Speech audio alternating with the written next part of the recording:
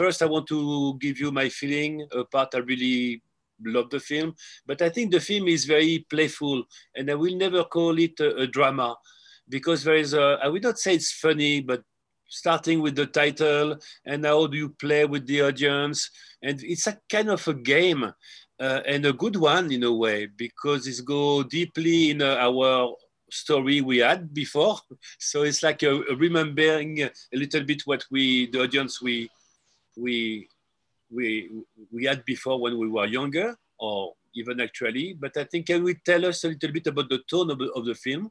Yeah, sure. I'm really happy you say that that you find it playful and not not depressing, because you know it's a story of an obsession, and I wanted to tell something about the projective nature of love that we I think that's a common experience, that when we fall in love, then we project a lot of things onto the other person, and it tells maybe more about us than of him or her. And I think that, okay, it can be really tough, as in Marta's case in our film, but still it is a very exciting phase, and full of not only full of doubts, but also full of joy, and it is uncomparable to the following phases of love. Yes, exactly. And the fact you are using, because there is I will not say, but references or cliche of films and literature, and of course it's more difficult to reverse it and to exchange the man and the woman.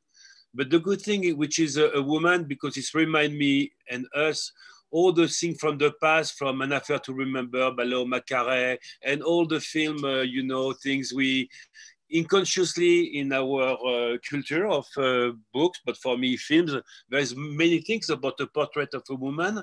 But this one is a totally new and reinventing the portrayal of a woman. And I think this is, for me, totally new film. It cannot be done before. It's a film for 2020. So the film for me is also very actual. It's not a question, it's but that's really good to hear, because it has a classical look because of the 35mm look, and we also decided not to use contemporary camera movements. We struck to I don't know what it's called, traveling in French. What? Traveling. Yeah. How do you call it in English? Traveling. No. Okay, but so we only used old-fashioned camera moving techniques when we were shooting the film, but still, I also think that this is a very contemporary film, or I hope so. Yeah. And how did you met together? How Lili, you decided to work with Natasa? I think also, Natasa, you come from the theater. You are playing a lot in the theater in Budapest. How do you build your relationship together? We've known each other for a long time, actually, but we were never close. We went together to film and theater school. So it's basically, there is one film school in Budapest, and Natasa studied acting there, and I studied directing, and we were in the same year, I think. So we knew each other, but we've never worked together before, and and when we first met, that was because of this role. This wasn't a traditional casting process, maybe. So we just met for a coffee, and I told Natasa about the script, and then a long casting process started. It was maybe a bit painful for Natasa, I don't know, because it was maybe she auditioned, like, I guess minimum 5 times or 6 times for the role, because I was a bit uncertain, because that's her first big screen role, and she's younger than the role, as you said before, and so there were a lot of questions, but I instantly felt that that it is very exciting that what she's doing, and that she has a mixture, an exciting mixture of strength and fragility that was crucial for the role, and that she has a very rich inner world herself, which was also important for this role. Yes, there is, I think, also an idea which is extremely contemporary and quite unique. It's like to add with Natasha a man which doesn't look, he's a normal man. He's large, he's big, so she's love also of the idea of the man from the cavern. It's not the slim guy. I mean, it don't have to be slim, but he's exactly as we are. And it works because also the man is not exactly the normal man you can see in any movies. It's a choice and you believe in the love from this woman to the man because he's different. And I think it's also the adequation with the two actors is also works very well for me. His name is Victor Bodo, and the funniest thing that he was one of my main teachers in university, and so I knew him before, and maybe he doesn't look like a typical movie actor style of man, but he's a wonderful, clever guy. He's a director, and he has a past as a film actor in movies in Hungary, and everybody knew that he was very, very talented. He was one of the most talented. He's fantastic in the role. He's really extraordinary in the role, and he's beautiful. It's not, it's really a fantastic character. For you, Natasha, how it was this first experience as a main cast of a film, and how you prepared your part, because the character is really intense and in the line between the craziness and the desire, and how did you prepare that, and how it was for you this first big experience? So first of all, I just wanted to tell you that in Hungary, it's very normal for an actor to work also in theater and in films, because the industry is so small that it's not really divided here if you are a film actor or theater actor. So everybody do both. And it was always a big dream for me to play a film character once in my life, and especially because I started to be interested about acting because of I was in love with movies. My father was an art director, so when I was a child, I was always watching movies, and I didn't know too much about theater at that time. And of course, this was the first big role in my life. And when Lili called me first, I thought, okay, maybe I'm too young for this. And I really got used to the feeling that directors call me castings when you feel that, okay, it's not really me, and I'm prepared for not getting the roles. And luckily, when we started to work in this, I felt suddenly that, okay, maybe it's a casting, but we are already kind of working or rehearsing. And even on the casting process, we started to experiment with gestures, how Marta speaks, how she's alone.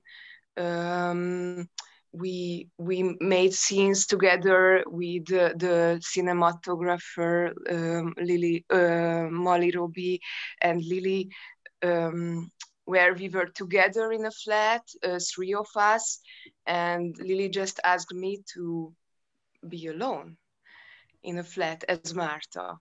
Or we rehearsed the scene where I had to watch in the mirror, which is in the beginning of the movie.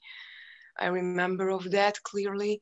And also I went to a hospital every week before the shooting. And I had a neurosurgeon as a mentor. And I followed his day once a week. And I went on surgeries and everywhere with him. So that was kind of the preparation process. I mean, Lili really rehearsed, and this surgery or hospital days. The scene of surgery operation are crazy. I really loved it. Yes, and it is. It was really Yeah. realistic. How did you work on that, Lili? You work with a medical team, and how do you prepare that? I took part in some surgeries in real.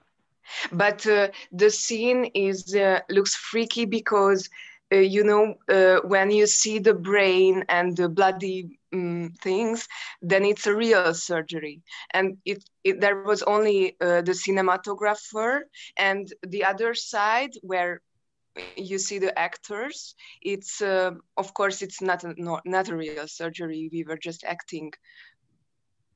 Yeah. But you can see a real surgery. Yeah, definitely. Yeah. I have a question for Lili, because you shot in 35 millimeters as László Nemes for Son of Saul, and the result is extraordinary. And of course, the film is a little bit more expensive.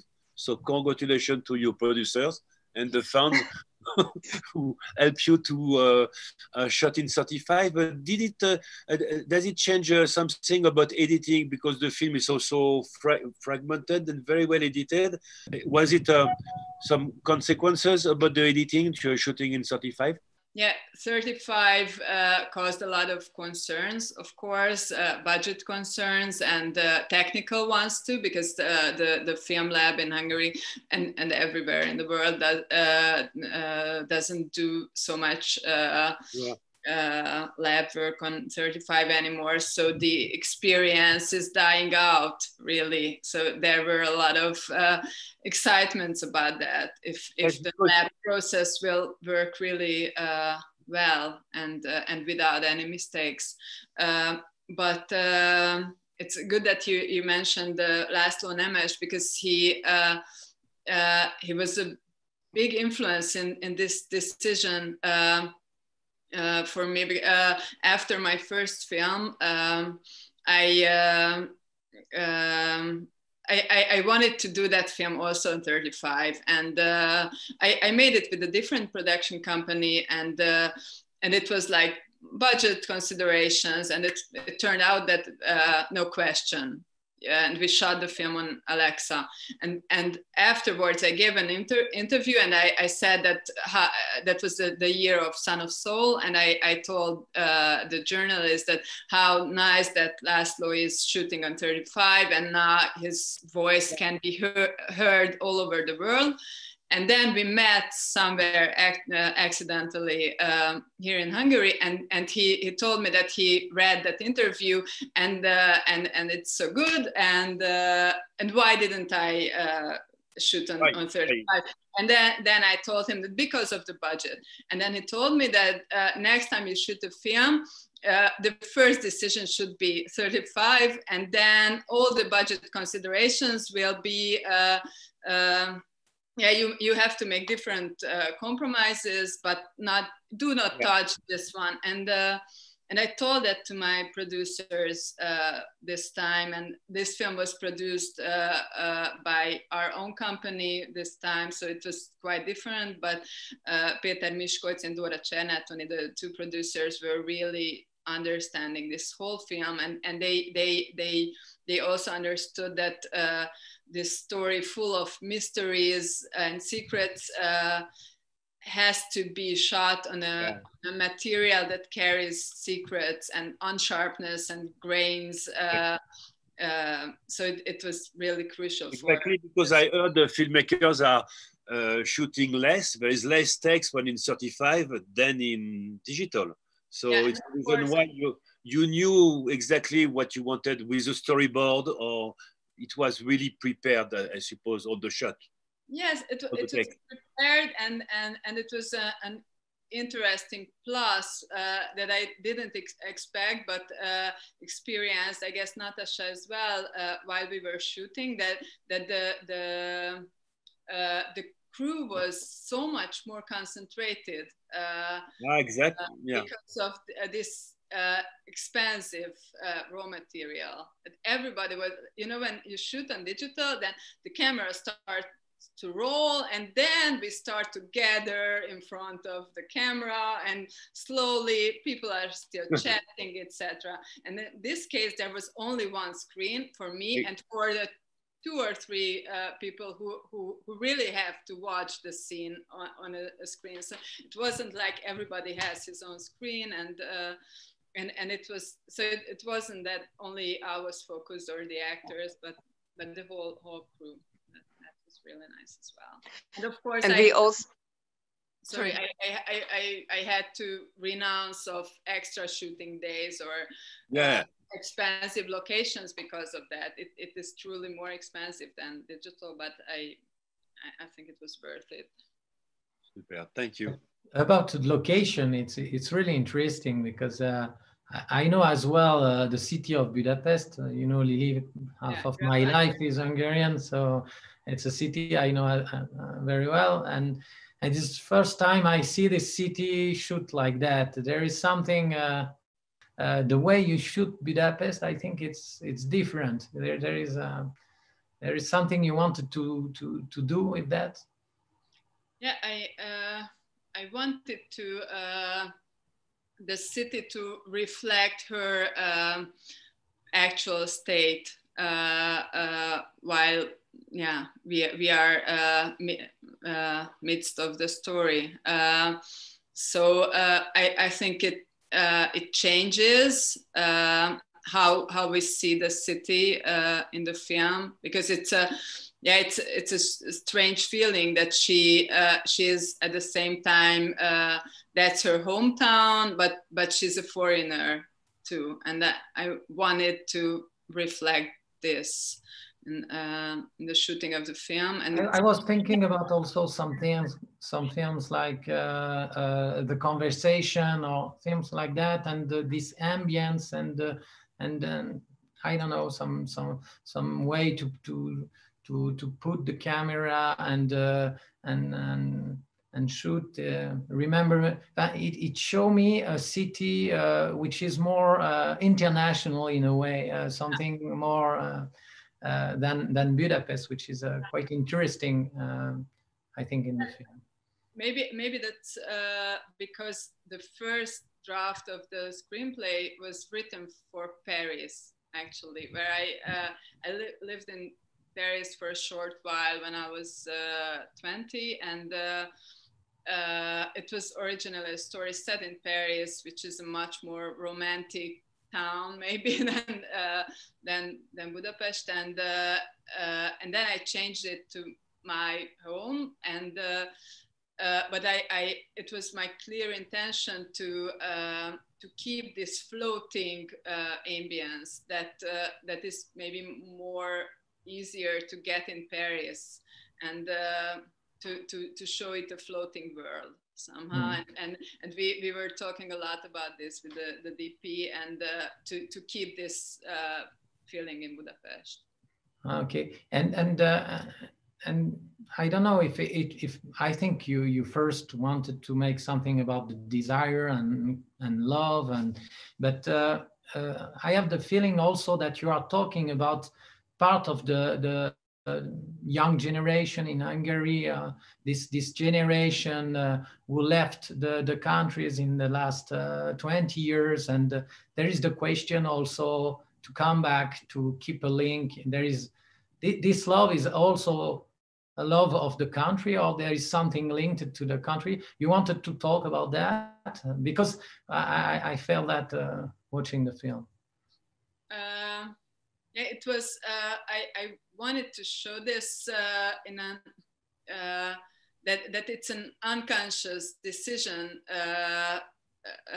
in this way for her, that yeah, it's a big love story, but it is, yeah, maybe no accident that she picks out a Hungarian doctor at this conference and not an Icelandic one, or